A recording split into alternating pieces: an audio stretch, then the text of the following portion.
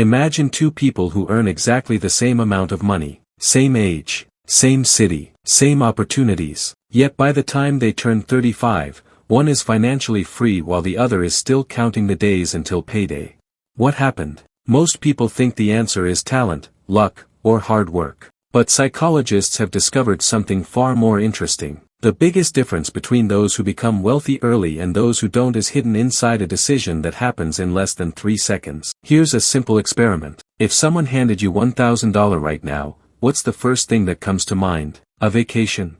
A new phone? A shopping spree? Or do you immediately think, how can I turn this into $2,000? That first thought matters more than most people realize. Because becoming rich before 35 isn't really a money game. It's a psychology game. And most people are playing by rules they don't even know exist. Your brain was designed to survive, not to build wealth. Thousands of years ago, using resources immediately increased your chances of staying alive. If food was available, you ate it.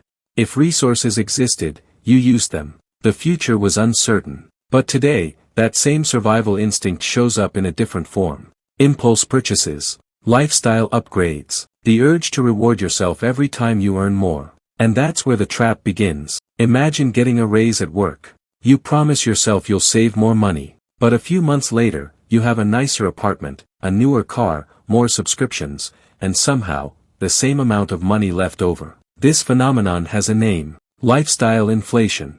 And it quietly destroys more wealth than low income ever does. Because the moment your lifestyle grows as fast as your income, you stop moving forward. Now here's where things get really interesting. Many people assume wealthy people spend more. But in reality, wealthy people often think differently before they spend it all. When most people see money, they see possibilities for consumption. When wealthy people see money, they see possibilities for multiplication. One group asks, what can this money buy? The other asks, what can this money become? That single question changes everything. Because every dollar has two possible futures. It can be spent once. Or it can be invested and keep working long after you've forgotten about it. And then there's another psychological force almost nobody talks about. Your environment. Think about the 5 people you spend the most time with. What do they talk about? New gadgets, weekend plans, celebrity drama, or investing, business, ideas, and opportunities. Because whether you realize it or not, your brain constantly copies what it sees as normal. If everyone around you spends first and saves later, you'll slowly start doing the same. If everyone around you thinks long-term, you'll start thinking long-term too. You don't rise to your goals.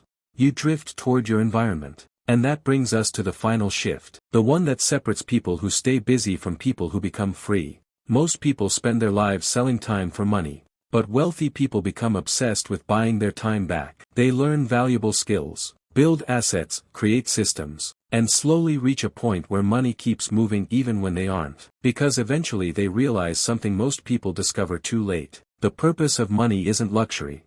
It isn't status, and it isn't impressing strangers.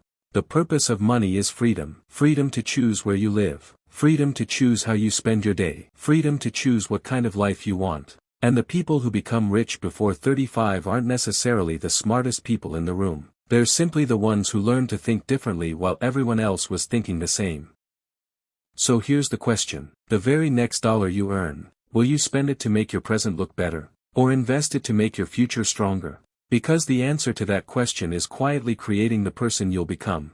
And one day, when you look at your life at 35, you'll realize that wealth was never built by one big decision. It was built by thousands of small thoughts that nobody else could see.